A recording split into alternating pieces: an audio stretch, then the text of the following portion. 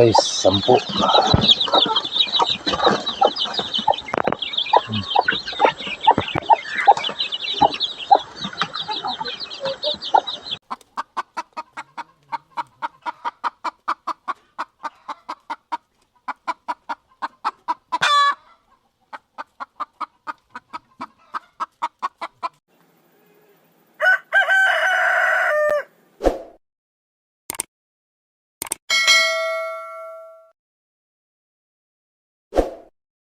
Bababa na natin ang ating bagong pisa na sisyo. Buhayin mo natin ang kanilang lahing.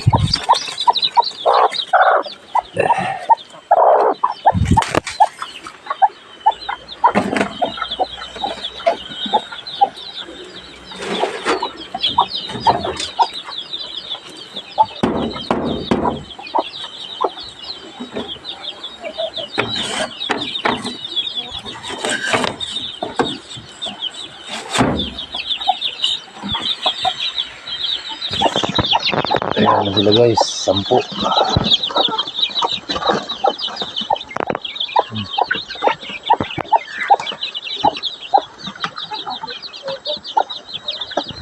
Malulusog yung mga sisyo. Malalaki. Yung pagkailang grill na talaga. Siya mo ang kanilang tandang, kanilang ama, at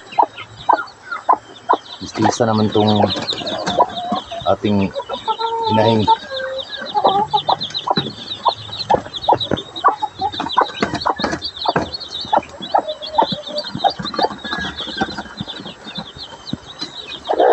Tingnan nyo guys, malaki ng mga sisyo.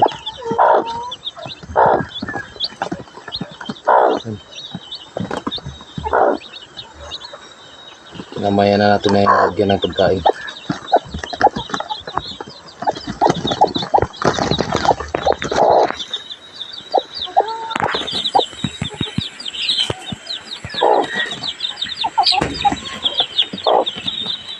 Guys,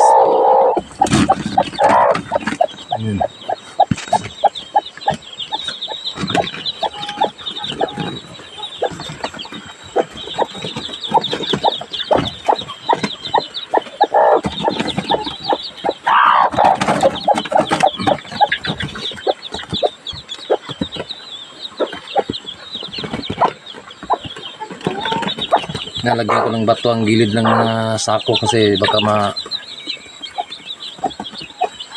matatabunan sila ng mga sako.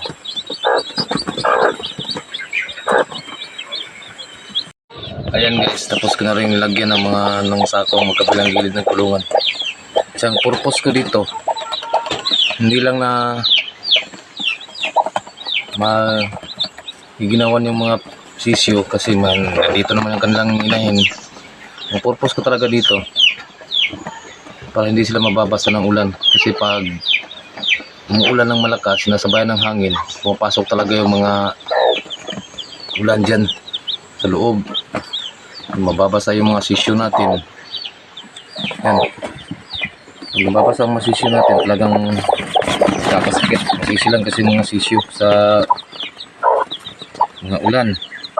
Pag nababasa, hindi natin maiwasan na magkasakit talaga yung mga sisyo, lalo na sa panahon ngayon, laging umuulan. Yan, lulusog nila bago pa lang sila binabasa tulungan, pero lulusog na.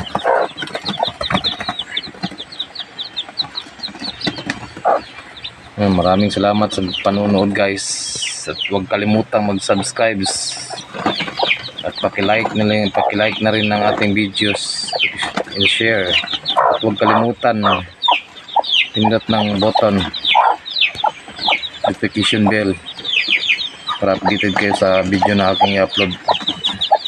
Maraming salamat guys.